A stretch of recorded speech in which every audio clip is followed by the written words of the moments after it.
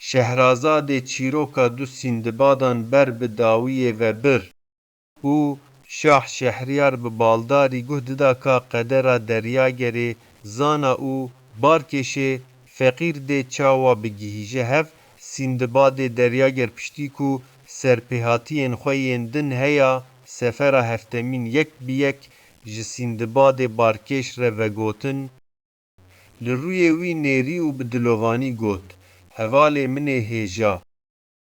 Niha tu fehm dikî ku ev qesir, ev xwarin û ev zêr ne bi hêsanî gihîştine destê min. Min ji bo her tiştî canê xwe xistme tirsiyê û li hember bager û dêwan şer kir.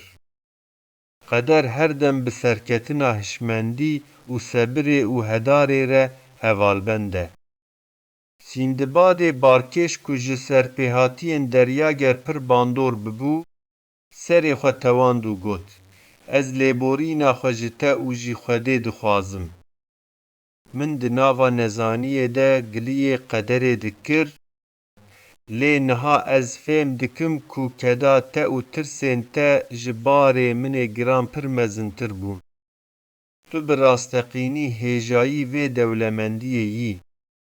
Sîndbadê deryager destê barkêşê feqîr girt, taseke zêrîna tije zêrên giran da destê wî û got: Ji niha û pêde tu êdî barên giran hilnagirî. Tu birayê min î. Her roj were kesra min. Em ê bi hev re xwarinê bixwin û bîranînên xwe parve bikin. Her du Sîndbad bûn dostên herî nêzik û li bacarê Bexdayê di nava aştî û dilxweşiyê de jiyana xwe berdewam kirin. Şehrazadê gava ev çîrok qedand, sibehek din a nû li bajarê Şah Şehriyar dest pê kiribû.